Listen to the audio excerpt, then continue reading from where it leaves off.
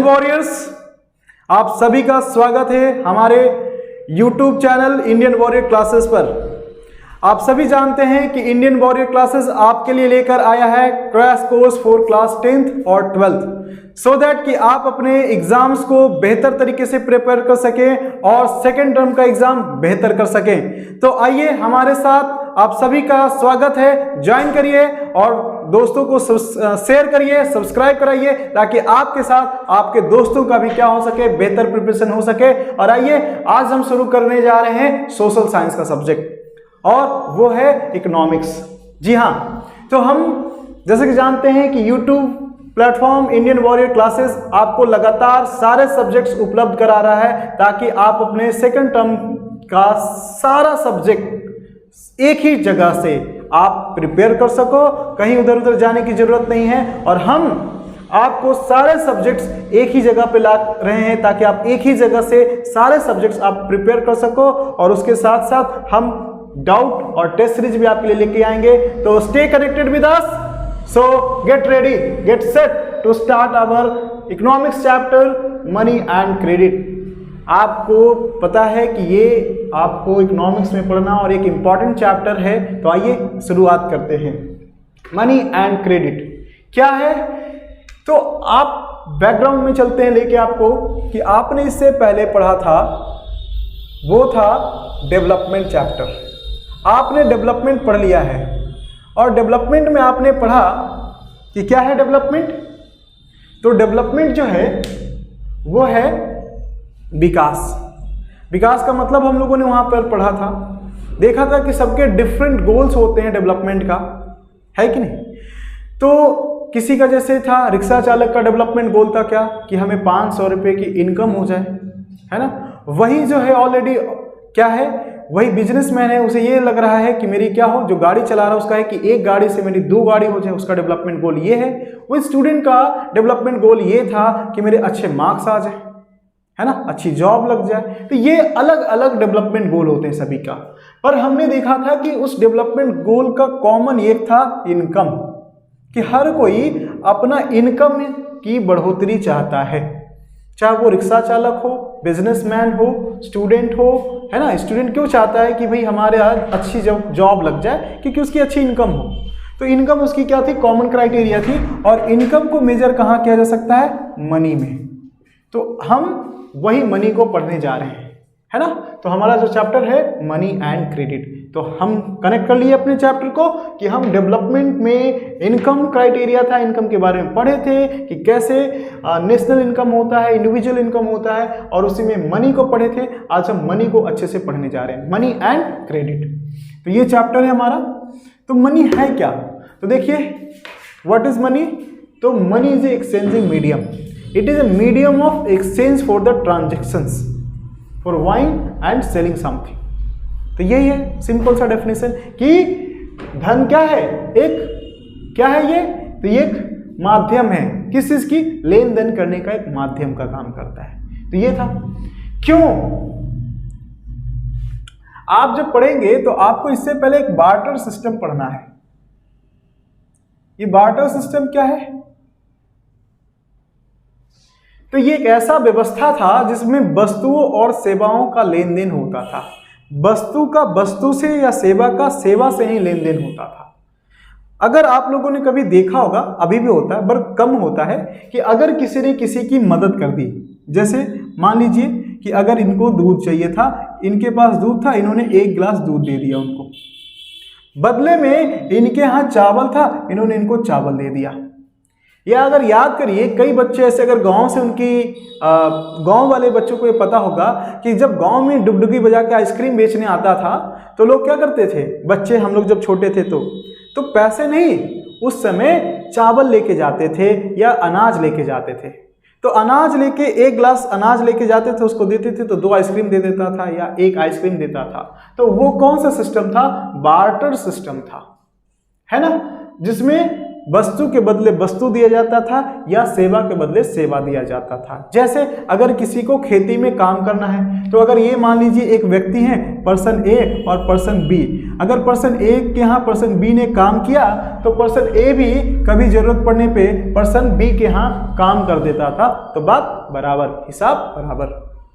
तो ऐसे काम चलता था। तो आप लोग सोच रहे होंगे कि बड़ा बढ़िया था, पैसे की तो जरूरत ही नहीं थी। हाँ, गांव के जो पहले में जो ग्रामीण व्यवस्था थी, अर्थव्यवस्था थी, काफ़ी हद तक इससे चल रही थी, पर उसकी कुछ चुनौतियां भी थी, समस्या भी थी। जैसे अब मान लीजिए जिस व्यक्ति के पास चावल है और वो चाहता है हम जूता खरीद ले, ठीक, तो वो चावल लेके चल रहा है, तो पहली समस्या तो यही कि चावल कितना लेके जाएगा तो उसे जूता मिलेगा, कोई फिक्स तो है नहीं। और चावल कितना हैवी होता है, वो एक बोरा चावल कैसे लेके जाएगा, अगर उसे मार्केट जाना हो 2 किलोमीटर तो माथे पे लेकर के जाने में कितना प्रॉब्लम होगा ना। तो पहला तो उसको कैरी करना, ये एक समस्या था। दूसरी बात कि मार्केट में जाएगा तो उसको ये समझ में आना चाहिए ना कि किसको चावल चाहिए। मान लीजिए उसको लगेगा कि हमको जूते वाले के यहाँ जाएं, अब जो जूता बेचने वाला व्यक्ति है वो कह रहा है कि हम जूता तो बेचना चाहते हैं पर हमको चावल नहीं, गेहूं चाहिए। तो भोगी दिक्कत, उसके पास थी चावल, उसके पास क्या था, चावल था, और चाहता था क्या, जूता। जो जूता देना चाहता है वो कह रहा है मुझे चावल नहीं चाहिए, मुझे गेहूं चाहिए। अब हो गया ना, अब इसके पास चावल है तो गेहूं कहां से लाए। तो अब ये पहले उसको ढूंढेगा कि जिसको गेहूं देना हो और चावल चाहिए हो। तो इसलिए इसको कहा जाता था डबल कोइंसिडेंस ऑफ वांट्स, यानी ट्रांजैक्शन तभी होता था जब दोनों को जरूरत मैच कर जाती थी। यानी जूते बेचने वाले को चावल की जरूरत हो और जो चावल देकर जूता लेना चाहता हो तो ये भी देखना है कि इसके पास जूता ही चाहिए और चावल देने के लिए हो, तब जाके इनके बीच में ट्रांजैक्शन होगा, लेन देन होगा, अन्यथा नहीं होगा। तो ये बड़ा प्रॉब्लम था कि कैसे ढूंढा जाए। तो इसलिए कॉमन मीडियम की जरूरत थी, क्या कि ऐसा होना चाहिए कॉमन कि जिसको सभी लोग एक्सेप्ट करें, एक्सचेंज कर सके। जैसे आज है, आपको क्या चाहिए, जैसे आज देखिए जिसके यहाँ चावल है वो चावल मार्केट में ले जाके बेच देता है और मनी ले लेता है, पैसा ले लेता है, और उस मनी से, रुपीज से जब जाके शोरूम में जूता ले लेता है, तो हो गया काम। तो इस प्रॉब्लम को सॉल्व किसने किया, मनी जो कॉमन मीडियम होता है वो सॉल्व कर दिया डबल कोइंसिडेंस ऑफ वांट्स की प्रॉब्लम को। अभी हम लोगों ने एक चीज सुना, मार्केट क्या होता है, बाजार किसे कहते हैं। तो market is the place, is the site where transaction is done, है ना, buying and selling is done. जहां बिक्री और क्रय होता हो उसको क्या कहते हैं, बाजार कहते हैं। और आज बाजार सिर्फ स्थान ही नहीं है, आज देख रहे हैं अमेजॉन, फ्लिपकार्ट, ये भी एक बाजार ही है। वो हो सकता है कि आपके डिजिटल साइट से लेकर के एक बड़ा सा जगह हो, आपकी सब्जी मंडी की तरह, एक मॉल की तरह, जहाँ पे लेन देन होता हो, खरीदने वाले खरीदारी करते हैं और बेचने वाले विक्रय करते हैं। तो वह स्थान या जगह है ना, जो क्रय और विक्रय जहाँ होता है उसे मार्केट कहते हैं। और मार्केट के बारे में आप जानते हैं कि अगर टाइम के आधार पे weekly market, monthly market, annual market, बहुत तरह के मार्केट होते हैं, तो आप जानते हैं इन सबसे। तो बस इतना समझना था। तो मनी हमने देखा कि कॉमन ट्रांजैक्शन के लिए कॉमन मीडियम चाहिए होता, जो मनी है उसको मनी कहते हैं। तो ये ऐसा नहीं कि मनी आज ही है, इससे पहले भी मनी था। हाँ, ये अलग बात था कि पहले बार्टर सिस्टम था, लेकिन उसके साथ साथ मनी भी था, क्योंकि अगर मान लीजिए वस्तुओं को ज़्यादा दूरी तक कैसे कैरी किया जा सकता था, है ना, तो मनी था। इसलिए इवोल्यूशन ऑफ मनी भी पढ़ना है। तो आप देखते हैं कि एंशिएंट, मिडाइवल, मॉडर्न टाइम में भी क्या था, मनी का कोई ना कोई फॉर्म था। ये अलग बात है कि उस समय बार्टर सिस्टम ज़्यादा था, मनी का प्रचलन कम था, पर था। एंशिएंट में आप देखते हैं कि सिंधु सिविलाइजेशन से भी क्या है, सील मिले हैं। तो सील का प्रयोग क्या, मोहनजोदारो, आपने अगर मूवी देखी तो उसमें भी आपने देखा होगा कि सील का प्रयोग ट्रांजैक्शन करने के लिए यूज करते थे। लोग सील देते थे, कौड़ी देते थे। बाद में फिर क्या हुआ, उनके बाद में फिर मेटल्स आए, तो मेटल क्वाइंस बने, पंच मार्क क्वाइंस बने, और फिर धीरे धीरे आप अगर मेडाइवल के समय देखें तो अलग अलग सोने, चांदी, इन सब के धातुओं का इस्तेमाल किया गया, किस लिए, क्वाइंस बनाने के लिए। और अब तो नोट आ गया है ना, कागज का, तो उसको क्या कहते हैं, अब करेंसी आ गई है मॉडर्न टाइम में। करेंसी क्या है, तो करेंसी को टोकन मनी कह सकते हैं। मनी और करेंसी में इतना अंतर है जो आपको समझना चाहिए। मनी क्या है कि मनी जो है वो एक्सचेंजिंग मीडियम है, but it has its own values.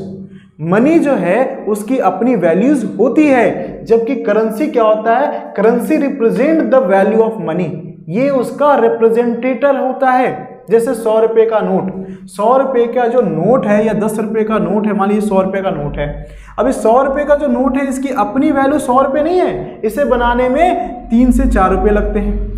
तो भाई ये 3 से 4 रुपये और 100 रुपये का सामान हम कैसे खरीद लेते हैं, तो एक्चुअली इस पर साइन होता है गवर्नर का, देखिएगा उसको 100 रुपये के नोट पे साइन किया जाता है ना कि मैं धारक को 100 रुपये देने का मूल्य का देने का वचन करता हूं, यानी उसमें साइन होता है, ये रिप्रेजेंट कर रहा है कि आपको 100 रुपये तक के सामान या जो कॉमन मनी गोल्ड में मेजर की जाती है, गोल्ड दी जाएगी आपको।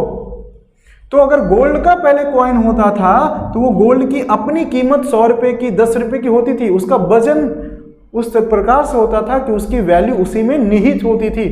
लेकिन करेंसी में उसकी अपनी वैल्यू निहित नहीं होती है, उसमें प्रेजेंट नहीं होती है, वो जस्ट रिप्रेजेंट कर रहा होता है उस ओरिजिनल मनी को, इसलिए करेंसी को टोकन मनी भी कह सकते हैं। एग्जाम्पल के लिए कभी आप मंदिर जाते होंगे, है ना, मंदिर जाते हैं तो जूता आपको बाहर लगाना होता है और वो जूता के लिए आपको एक टोकन दे देते हैं जिसपे एक नंबर लिखा होता है। तो आपको समझिए कि वो जो जूता का प्राइस है, आपको मान लीजिए 1000 का जूता है और वो जूता कहाँ चला गया, रखा गया, और उसको आपको एक टोकन दे दिया गया जिसपे 10 नंबर लिखा हुआ है। तो वो 10 लिखा हुआ है, उस जो प्लास्टिक का जो टोकन है उसकी क्या वैल्यू होगी, 2 रुपये 4 रुपये, पर उस 2-4 रुपये अगर भूल गए तो आपका 1000 का जूता भी जाने की संभावना है। यानी अब वो जो 2 रुपये 4 रुपये का टोकन है हमें उसे बड़े संभाल के रखते हैं, क्यों, क्योंकि अगर वो खो गया तो हमारे 1000 का जूता चला जा सकता है। यानी उस टोकन की अपनी वैल्यू तो मात्र 2 रुपये की है, अगर उसमें जूता जोड़ा ना होता तो फेंक भी दे सकते थे कि 2 रुपया ही नहीं गया, जाने दो। लेकिन हमारे साथ उसके साथ क्या जुड़ा हुआ है, जूता जुड़ा हुआ है जिसकी कीमत कितनी है, 1000 रुपये, तो हम बड़े संभाल के रखते हैं। तो सेम है, से ही है, ये जो 100 रुपये का जो टोकन है वो करेंसी के रूप में, नोट के रूप में एक्चुअली वो रिप्रेजेंट कर रहा है मनी को, कितने, जिसकी वैल्यू 100 रुपीज होगी, तो इसलिए उसको रिप्रेजेंटेटिव ऑफ मनी कह सकते हैं करेंसी को। तो आज हम क्या करते हैं, करेंसी के माध्यम से ट्रांजैक्शन होता है। इससे क्या होता है, इससे क्यों किया गया भाई, मनी के बदले करेंसी क्यों किया गया, क्योंकि देखिए मनी अगर हम कॉइन्स के रूप में रखते हैं, सोने के रूप में रखते हैं, तो हो सकता है कोई नदी में गिर जाए, नाली में गिर जाए, तो मनी क्या होगा, सरकार के जो भंडारा है, रिजर्व है, उससे मनी घट सकती है। तो वो क्या करती है, रिजर्व को रख देती है। जैसे आरबीआई के पास क्या है, पूरा डेटा रखता है कि इतना सोना भारत के पास है, उसके बदले में क्या करती है, मनी छापती है, यानी करेंसी छापती है। एक सवाल जो यहाँ अक्सर बच्चे पूछते हैं और आपके मन में भी आया होगा कि सर जब नोट छाप सकती है सरकार तो इतना क्यों नहीं छाप देती कि सबके पास बहुत सारा रुपया हो, सबके पास घर में जाए तो तिजोरी भरी हो नोट से, क्यों नहीं करती सरकार। बच्चे कहते सरकार को इतने दिमाग नहीं है क्या है। लेकिन देखिए समस्या क्या है, सरकार कर सकती थी अगर ऐसा करना होता पॉसिबल, तो दिक्कत कहाँ है ये देखिए। मान लीजिए आरबीआई क्या है, वो नोट छापती है, नोट के कितना छाप सकती है, कैसे छाप सकती है, देखिए अगर मान लीजिए 1000 रुपये का नोट है, मतलब 1000 रुपये कीमत का क्या है, सोना है। मान लीजिए 10 किलो सोना है आरबीआई के पास, और 10 किलो का प्राइस मान लीजिए कितना होगा, 10 लाख मान के चलते हैं। 1 किलो सोने का दाम 1 लाख है, बहुत ज़्यादा है लेकिन 1 लाख मान के चलिए, तो क्या हो जाएगा, 10 किलो सोने का 10 लाख हो जाएगा, है ना, 10 लाख सोना हो जाएगा। 10 लाख रुपए की वैल्यू के पास, उसके पास क्या है, आरबीआई के पास है। अब इस 10 लाख को क्या करेगा, उतने ही कीमत बराबर आरबीआई क्या कर सकता है, नोट बनवा सकता है। अब ये इसकी मर्जी, अगर ये 10 लाख रुपए को नोट में कन्वर्ट कर रहा है तो हो सकता है कि क्या करे, 1 लाख में क्या करे, 1-1 लाख नोट बना दे, यानी 10 लाख नोट वैल्यू कर दे, तो उस नोट की वैल्यू क्या होगी, 1 रुपये होगी। क्यों, क्योंकि 10 लाख रुपए तो टोटल इसकी कैपेबिलिटी है, क्षमता है, कि भाई आपके पास 10 लाख रुपए तक की कैपेसिटी है और हमने 10 लाख नोट छाप दिए, तो एक नोट की वैल्यू कितनी, एक नोट की वैल्यू होगी 1 रुपए की। अगर मान लीजिए हमने और 20 लाख नोट छाप दिया, कि 20 लाख नोट छाप दिया, नोट कितना छाप दिया 20 लाख, लेकिन हमारे पास वैल्यू कितना है 10 लाख का ही है, तो क्या होगा, एक नोट की वैल्यू आधा रुपया हो जाएगा, यानी हाफ रुपीज हो जाएगा। क्यों? क्योंकि हमारे पास वैल्यू कितनी है, मात्र 10 लाख की है और हमने नोट कितने का छाप दिया, 20 लाख नोट छाप दिए, तो मनी की वैल्यू, जो नोट की वैल्यू होगी क्या होगी, उसकी आधा होगी। तो ये हमारे पास जितना रिजर्व होता है सोना, उसकी वैल्यू ही नोट में कन्वर्ट की जाती है। और अगर हम करने के लिए तो कर दें, आपका यही कहना था ना कि सरकार 20 लाख क्या 100 लाख छाप दे, छाप दीजिए, पर सोना कितना है आपके पास, कैपेसिटी कितना है आपके पास, मात्र 10 लाख का है, तो आपकी जो करेंसी होगी उसकी वैल्यू क्या होगी, कम जाएगी। और आप जब वर्ल्ड मार्केट में जाएंगे, जैसे अमेरिका है, उसकी तो पास अलग वैल्यू है, तो वो कहेगा क्या है कि आपकी करेंसी की वैल्यू बहुत कम है, तो क्या करेगा, आप उसके $1 के बराबर आपको कितना देना पड़ेगा, आप अगर जितना कम रखेंगे, जैसे अगर 1 रुपया था तो आप बराबर देंगे, लेकिन आपने ज्यादा छाप दिया तो आप उतना जोड़ के देना पड़ेगा।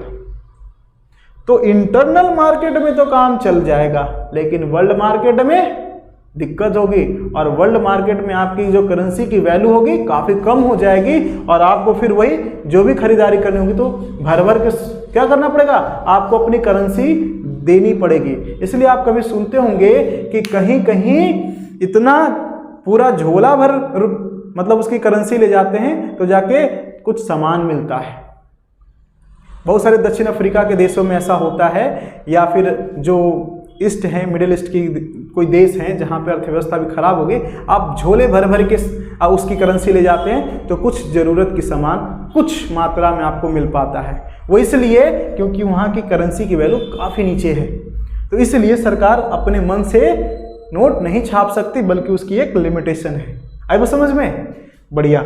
तो अब आगे बढ़ते हैं हम लोग कि करेंसी, टोकन करेंसी, और आज इसी से हम क्या करते हैं, लेन देन करते हैं, और ये वैलिडेटेड होता है, सरकार के द्वारा मान्यता प्राप्त है, इसलिए कोई भी इसको स्वीकार करने से इनकार नहीं कर सकता। उस पर क्या किया जा सकता है, कंप्लेन किया जा सकता है, यानी कोई भी इसको स्वीकार नहीं करेगा। किसी वस्तु या सेवा के बदले मनी को क्या किया जाएगा, जो इंडिया की करेंसी है उसको इंडिया भर में यूज किया जा सकता है। चलिए अब आगे आते हैं, चेक। अब चेक देखिए, ये तो क्या है, इसको और बेहतर से समझिए, ये भी क्या है, रिप्रेजेंटेटिव ही है ना, ये तो और दिख रहा है कि कागज है, उसमें तो गांधी जी भी नहीं है, तो ये तो और एक कागज है कि नहीं। लेकिन अगर हमने इसमें लिख दिया कि 10,000 टू पे, 10,000 टू पे, तो अब इसकी वैल्यू कितनी हो गई, 10,000 हो गई। तो आई बात समझ में कि करेंसी क्या है, टोकन मनी हो, और इसके जरिए हम क्या करते हैं, जस्ट एक्सचेंज करने का मीडियम है, हम रिप्रेजेंट कर देते हैं। तो ये भी समझ में आ गया। अब आइए नई, क्रेडिट क्या होता है। अभी तक तो था कि मनी की जगह पे करेंसी आ गया, करेंसी की जगह पे चेक आ गया, ये सबको हम क्या करते हैं, यूज करके हम ट्रांजैक्शन कर रहे हैं। लेकिन अब क्रेडिट सिस्टम क्या है, तो क्रेडिट है the transaction which does not involve money, just occurs on the ground of trust.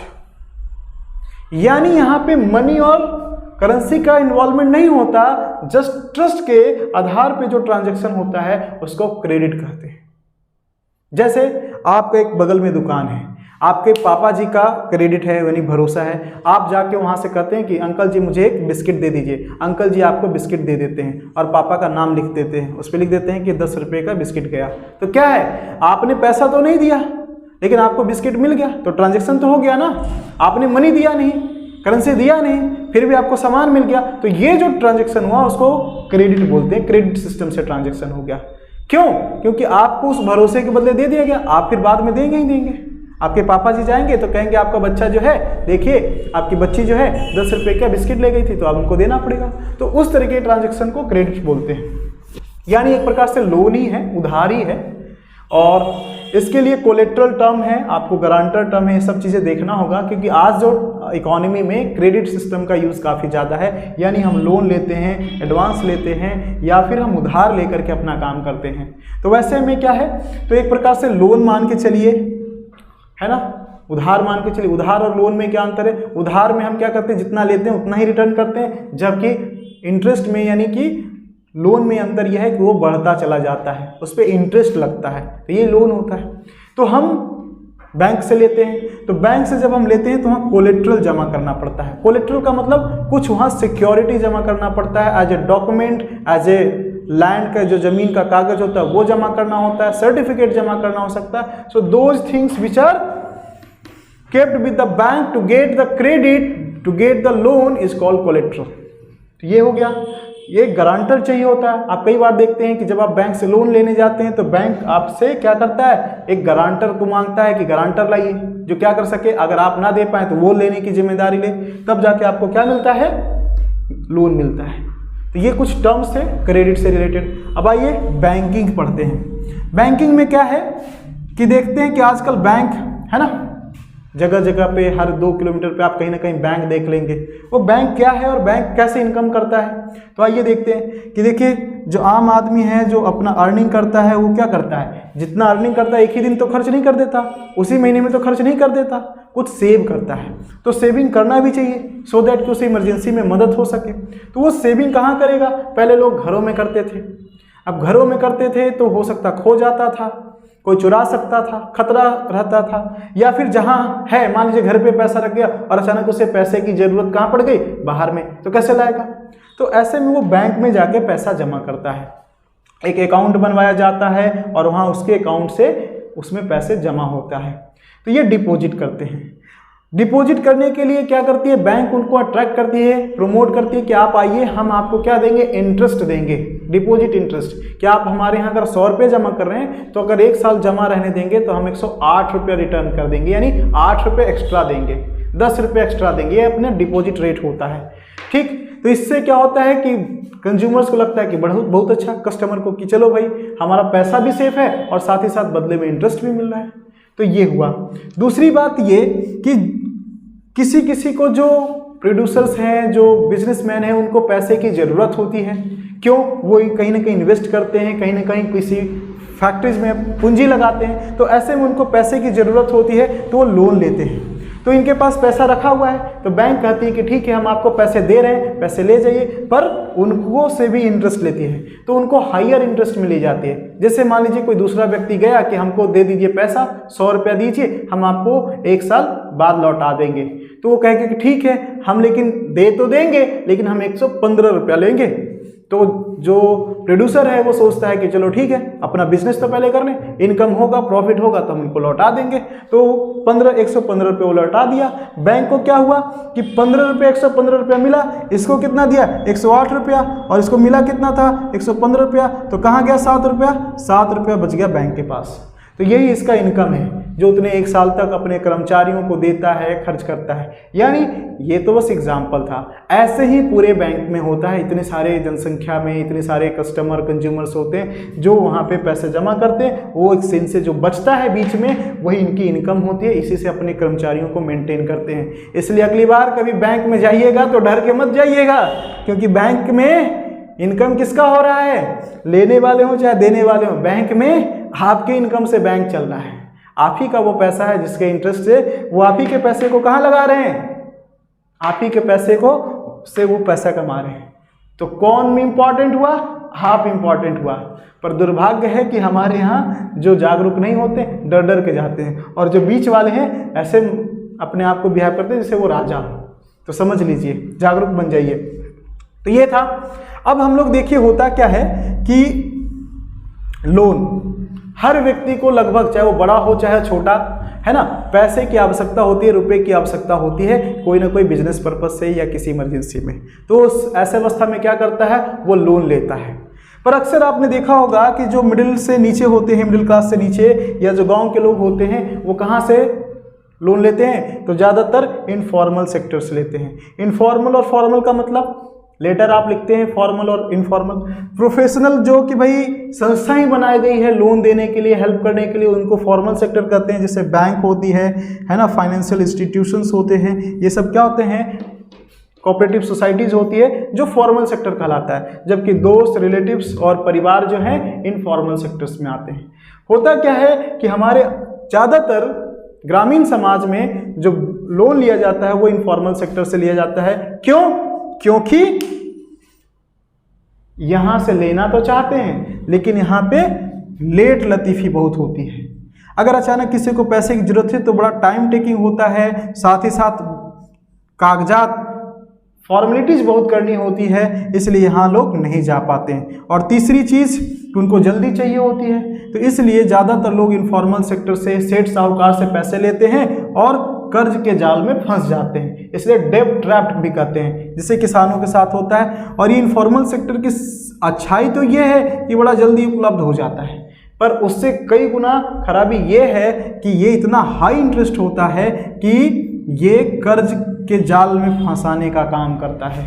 सेठ साहूकार से दिए हुए पैसे अगर नहीं हो पाए तो वो उनको एक जाल में, कर्ज के जाल में फंसाने का काम करता है। तो ये थोड़ा सा ध्यान रखने वाली बात है, क्योंकि आप देखिए गांव में जो इंटरेस्ट होता है 5% या 8% मंथली होता है। यानी कि अगर आप 100 रुपये लेंगे तो हर महीने आपको 8 रुपये एक्स्ट्रा देना पड़ेगा। जबकि अगर वही आप फॉर्मल सेक्टर से लेंगे तो 8% है तो एनुअल होता है, यानी वार्षिक होता है, यानी 1 साल का, यानी 12 गुना ज़्यादा होता है। तो सोच लीजिए कि गांव में यानी कि जो अब अनौपचारिक रूप से जो लिया जाता है लोन वो कितना कीमती साबित होता है। पर समस्या भी यही है कि फॉर्मल सेक्टर में इतनी जो फॉर्मेलिटीज है जिससे कि आम आदमी को जरूरत के समय पैसे नहीं मिल पाता। पता चला किसान को बीज लगाना है, फसल लगाना है, फसल कट गए तभी उसके पैसे नहीं आए, तो उसको इमरजेंसी में चाहिए होता है। यहाँ सुधार करने की आवश्यकता है। थोड़ा बहुत सुधार हुआ है परंतु और सुधार करने की आवश्यकता है कि ज़रूरतमंदों को कम समय में जितनी ज़्यादा मात्रा हो उन्हें क्या हो, क्रेडिट हो, लोन मिल सके ताकि अपना काम कर सके। तो ये चीज़ें हैं। और इनफॉर्मल, अब देखिए जैसे उसी में आपको एक पढ़ना है self help group. Self help group क्या होता है कि जैसे देखिए अब एक व्यक्ति अगर बैंक के पास जाता है कि हमको देखिए 10,000 रुपया दे दीजिए, तो बैंक समझता है कि हम आपको कैसे जानेंगे कि आप 10,000 रुपया लेके जा रहे हैं तो आपको हम बदले में लौटा देंगे। तो ऐसे में क्या होता है, वो नहीं देता, क्योंकि ये जानता है कि हम किसको देंगे पैसा, ये चाहता है कि हम बिजनेस वाले को देंगे जिसकी वैल्यू, फेस वैल्यू है, उसको जानता है तो हम उसको पकड़ सकते हैं। या जिसको जॉब है, रेगुलर पेमेंट हो रहा है ना, उसका पैन कार्ड रख लेंगे या उसका सैलरी आता है बैंक में तो काट लेंगे। तो रेगुलर इनकम वाले को ये देता है, इनफॉर्मल यानी कि इरेगुलर इनकम वाले को नहीं देना चाहता। तो ऐसे में सेल्फ हेल्प ग्रुप एक ऑप्शन के रूप में विकसित हुआ है कि 10 लोग 25 लोग जो होते हैं, एक 10 से 15 लोग आपस में, खासकर महिलाएं एक ग्रुप बनाती हैं और उनका एक जॉइंट अकाउंट होता है और वो जाकर के कुछ पैसा जाकर के यहाँ जमा करती हैं, जिससे क्या होता है, भरोसा होता है। मान लीजिए सभी लोगों ने 10-10 रुपये करके 10 लोगों ने पैसा जमा किया, तो 10-10 लोगों ने किया तो कितने हो गए, 100 रुपये। और 100 रुपये अगर 10 महीने किए तो कितना हो गए, 100 रुपये 10 महीने तो 1,000 रुपये जमा, यानी 1,000 रुपये आप यहाँ जमा करा दिए। साथ ही साथ कितने लोग हैं, 10 लोग। तो अगर इनमें से किसी एक को पैसे की जरूरत है तो इस ग्रुप पे ये बैंक क्या करता है, इनको पैसा लगभग 30,000, 40,000, 50,000 क्या करता है, लोन दे देता है। वो ये सोचते हुए कि अब गलती एक कर सकता है, भाग कोई एक सकता है, सभी लोग एक बार में तो नहीं भागेंगे। और इनकी जिम्मेदारी है कि अगर हम इनका जो पैसा रुका है, अटका हुआ है, हम इनका रोक लेंगे। तो इसलिए ये अपने समूह में से इनको पैसा रिफंड करवाएंगे, इसलिए यहाँ पे पैसा डूबने का चांस कम होता है। और इस तरीके से फॉर्मल सेक्टर आज सेल्फ हेल्प ग्रुप और भी अलग अलग चीज़ों के रूप में सुधार किया जा रहा है। तो यही था सेल्फ हेल्प ग्रुप। तो बस इतना ही था मनी एंड क्रेडिट के रूप में।